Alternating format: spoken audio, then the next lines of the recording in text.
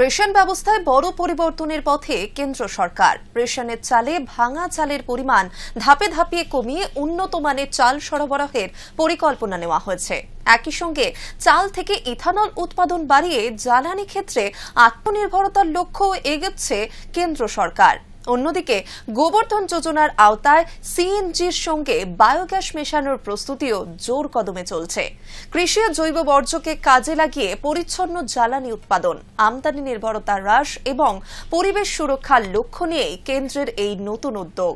খাদ্য ও জ্বালানি দুই ক্ষেত্রেই বড় পরিবর্তনের ইঙ্গিত কেন্দ্র সরকারের তরফে।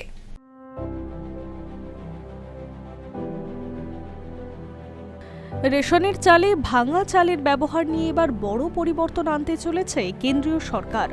ইথানল তৈরির কাজে রেশনের দেওয়া চাল ব্যবহার করা হলেও তার মধ্যে ভাঙা চালের পরিমাণ ধাপে ধাপে কমানোর সিদ্ধান্ত নেওয়া হয়েছে। কেন্দ্রের সেই সিদ্ধান্ত বাস্তবায়নে রাজ্যের প্রস্তুতি শুরু হয়ে গিয়েছে। 2026-27 খারিফ মরশুম থেকেই নতুন নিয়ম চালুর লক্ষ্যে আগামী নভেম্বর থেকেই ব্যবস্থা নেওয়ার নির্দেশ দিয়েছে রাজ্যের খাদ্য দফতর।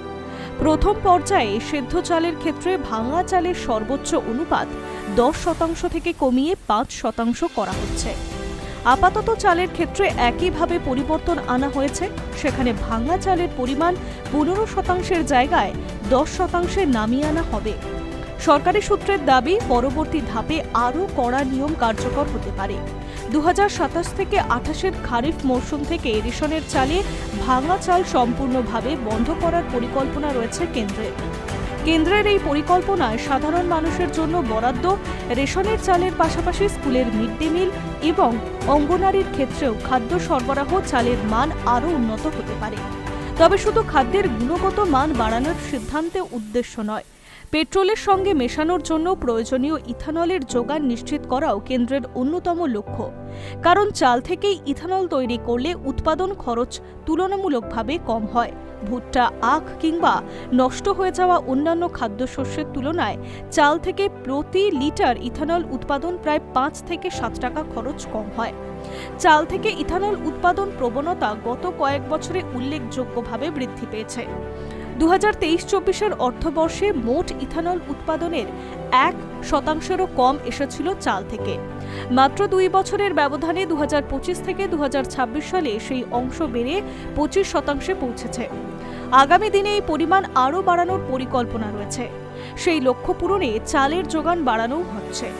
আগামী খারিফ মরশুমে ইথানল তৈরির জন্য কেন্দ্রীয় সরকারি সংস্থা এফসিআই 72 লক্ষ টন চাল সরবরাহ করবে বলে সিদ্ধান্ত নেওয়া হয়েছে। তবে ভাঙা চালের পরিমাণ কমাতে গেলে ধান থেকে চাল উৎপাদন প্রক্রিয়াতেও কিছু পরিবর্তন আনতে হবে। সরকারি ধান থেকে চাল তৈরি করে যে রাইস মিলগুলি, সেখানেও প্রয়োজনীয় যন্ত্রপাতিতে কারিগরি বদল আনার প্রয়োজনও রয়েছে। বিষয়টি দ্রুত বাস্তবায়নের জন্য ইতিমধ্যেই রাজ্যের খাদ্য দফতর থেকে জেলাগুলিকে নির্দেশও পাঠানো হয়েছে। মিলগুলিতে প্রয়োজনীয় প্রযুক্তিগত পরিবর্তনের কাজ অবিলম্বে শুরু করার কথাও বলা হয়েছে। আগামী কয়েকটি খারিফ মরশুমে রেশনের চালের ক্ষেত্রে ধাপে ধাপে চাল ভাঙার ব্যবহার কমাতে বলেছে কেন্দ্রীয় সরকার। একদিকে সাধারণ মানুষের হাতে উন্নত মানের চাল পৌঁছানোর সম্ভাবনা তৈরি হয়েছে, অন্যদিকে চাল থেকে ইথানল উৎপাদনের মাধ্যমে জ্বালানি প্রয়োজন মেটানোর পরিকল্পনাও এগিয়ে যাবে। কেন্দ্রের এই নয়া নীতির প্রভাব তাই রেশন ব্যবস্থা থেকে শুরু করে স্কুল ও অঙ্গনারীর খাদ্য সরবরাহ এবং জ্বালানি উৎপাদন একাধিক ক্ষেত্রেই বাড়তে পারে। অন্যদিকে আরও একটি অত্যন্ত বড় আপডেট সামনে এসেছে। ইতিমধ্যেই পেট্রোলের সঙ্গে ইথানল মেশানোর বিষয়টি রয়েছে আলোচনার কেন্দ্রবিন্দুতে। এই আবহেই জানা যাচ্ছে কেন্দ্রীয় সরকার এবার সিএনজির সঙ্গে বায়োগ্যাস মেশানোর প্রস্তুতিও ত্বরান্বিত করছে। প্রধানমন্ত্রী নরেন্দ্র মোদীর সভাপতিত্বে কেন্দ্রীয় মন্ত্রিসভার বৈঠকে 23,731 কোটি ব্যয়ের গোবর্ধন যোজনার অনুমোদন করা হয়েছে।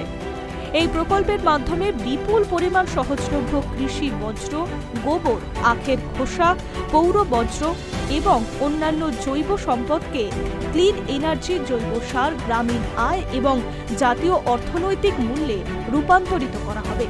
কম্প্রেসড বায়োগ্যাস উৎপাদন প্রায় 10 লক্ষ গুণ বাড়ানোর লক্ষ্য সরকারের।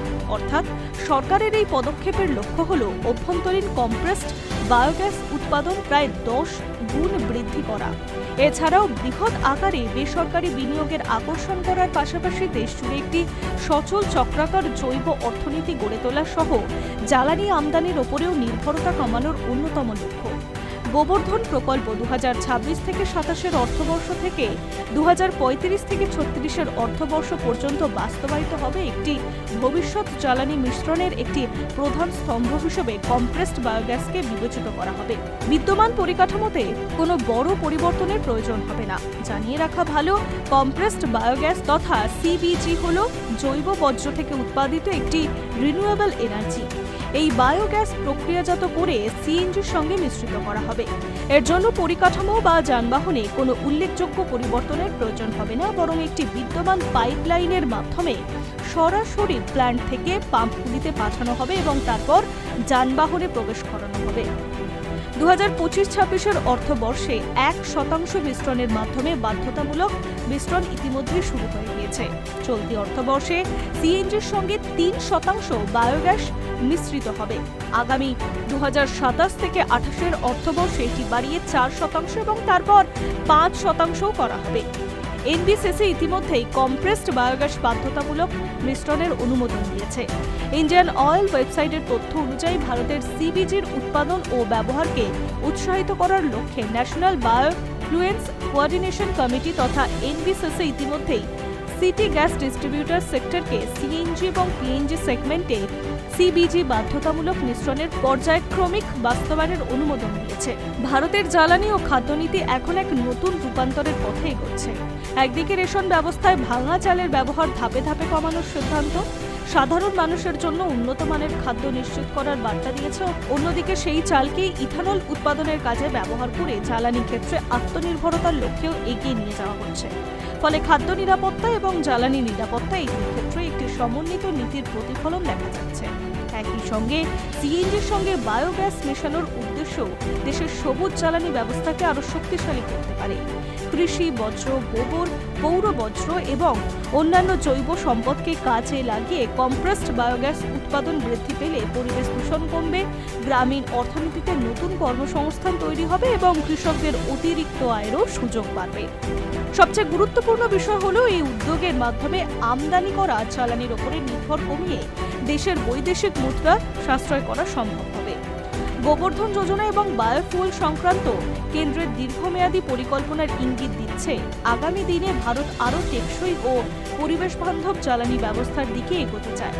একই সঙ্গে রেশনের চালের উন্নয়ন, ইথানল উৎপাদন বৃদ্ধি এবং সিএনজিতে বায়োগ্যাস মিশ্রণের মতো পদক্ষেপগুলি দেশের অর্থনীতি, কৃষি, পরিবেশ এবং সাধারণ মানুষের দৈনন্দিন জীবনে বহুমুখী প্রভাব ফেলতে পারে।